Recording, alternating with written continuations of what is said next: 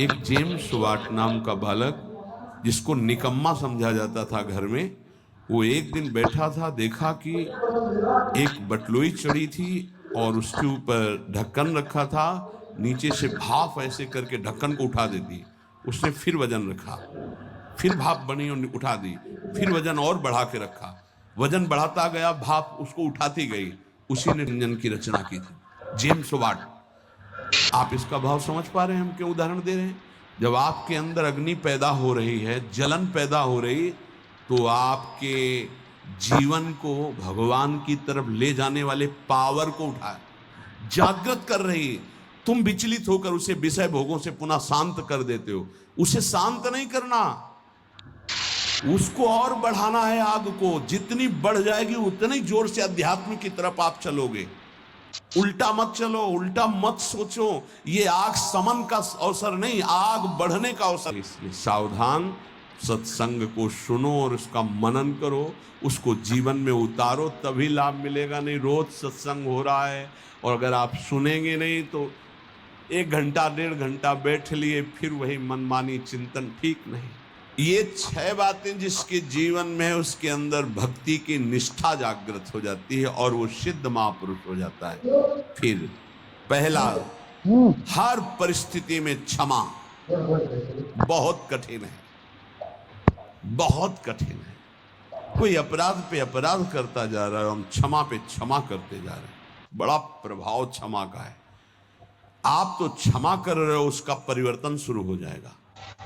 क्षमा में इतना बड़ा बल है कि जो अपराध कर रहा है उसका परिवर्तन हो जाएगा। क्षमाशील ही परिवर्तन कर सकता है। क्रोध करने वाला या दंड देने वाला महान नहीं माना जाता, क्षमाशील महान माना जाता है। दूसरा, कभी भी किसी भी परिस्थिति में समय व्यर्थ न जाना, वस्तु व्यक्ति स्थान के संयोग में।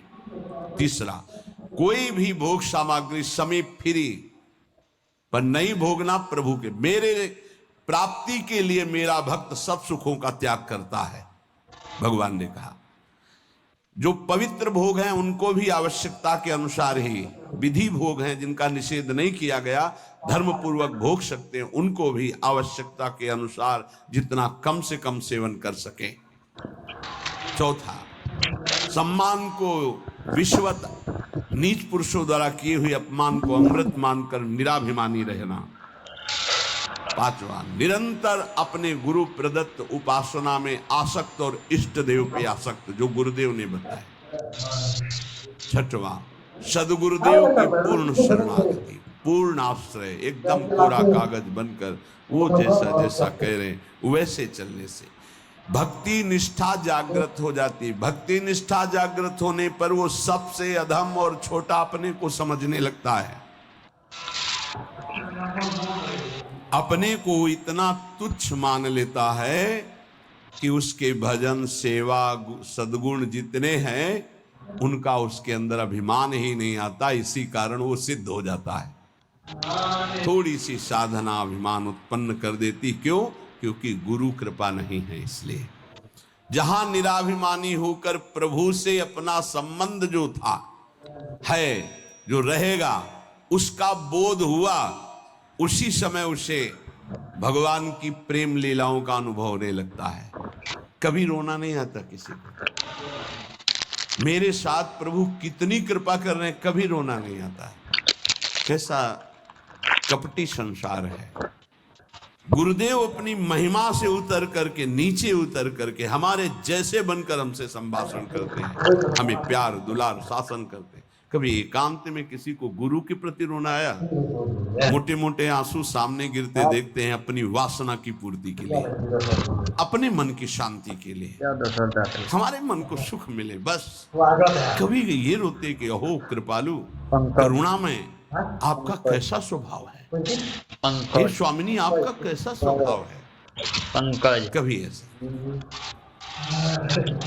विश्वामित्र जी भगवान के प्रति शिष्य भाव किया तो भगवान शिष्य बन गए। अगर थोड़ा भी विलंब पुष्प लाने में हुआ तो भगवान डर रहे थे कि गुरुदेव की संध्या पूजा में विघ्न न हो जाए, गुरुदेव की जो सेवा में थोड़ा भी समय लगा तो डर गए भगवान। शिष्य भाव, जैसा भगवान के प्रति